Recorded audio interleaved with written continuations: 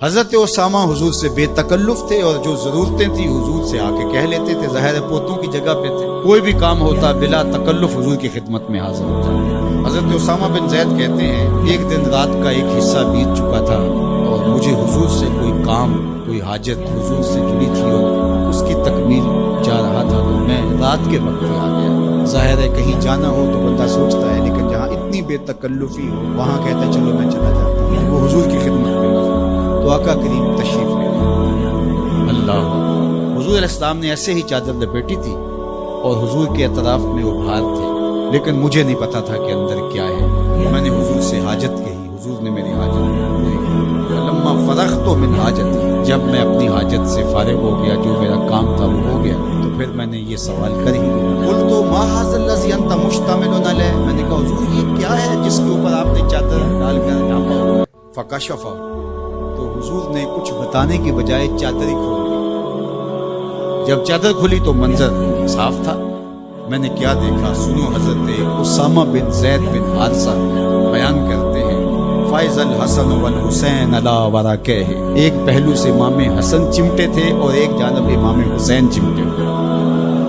دونوں نے حضور کے پہلوؤں سے جفی لگائی ہوئی تھی، حضور علیہ السلام کے کشہین سے، حضور کے پہلوؤں سے لپٹے ہوئے تھے۔ اللہ اکبر، ظالموں تم نے تیر حضور کے پہلوؤں پہ مارا ہے، حضور کے پہلوؤں سے یہ شہزادے لپٹے ہوئے ہیں۔ اور پھر آقا کریم نے کیا کہا، فقال آذان ابنایا، فرمایا یہ دونوں میرے بیٹے ہیں،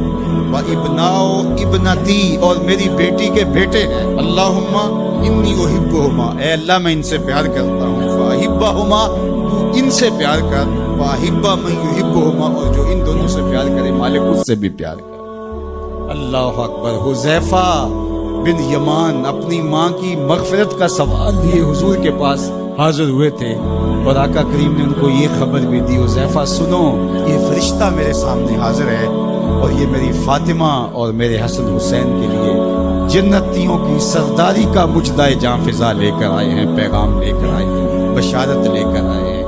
یہ خاندان عالی مرتبت خاندان، کبھی حضور ان کو چادر میں سمیٹ لیتے، کبھی مباہلے کی آیت کا مصداق یہ قرار پاتے ہیں اور فرماتے ہیں اللہم ہؤلاء اہل بیتی، یہ ہے میرے اہل بیت، اور کبھی آقا کریم علیہ السلام کندھوں پہ سوار کرتے ہیں، کبھی حضور کی پشت پہ سواری ہوتی ہے، اور کبھی حضور بشارتیں دیتے ہیں کہ لوگوں کو بتا دو کہ یہ میرے فرزند، یہ عالی مرتبت شہزادے جنتی جوانوں کے سردار ہیں، اور میری شہزادی جنتی خواتین کی سردار۔ یہ عالی مرتبت خاندان جن کی عظمتیں اتنی بلند ہیں اور جن کی رفعتوں کے پھریرے لہرا رہے ہیں،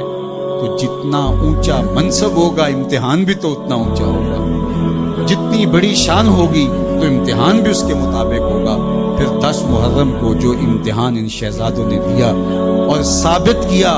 کہ ہم سرداران جو جنت ہیں وہ ایسے نہیں بن گئے، کیسے کڑے امتحان سے گزر کر کے ہم اس مرتبہ رفیع کے اپنے آپ کو حقدار بتا رہے ہیں۔ کوئی یہ نہ کہے کہ پیغمبر نے اپنے نواسے جان کے ایسے ہی بشارت دے دی تھی اور یہ عظمت ان کو حاصل ہو گئی تھی، ورنہ ان کے اندر کیا رکھا تھا۔ اب زمانہ دیکھے کہ جو حسین ابن علی نے کر کے دکھایا ہے، زمانے میں کوئی دکھائے تو صحیح۔ عظمتوں کی جس مسند پہ بیٹھے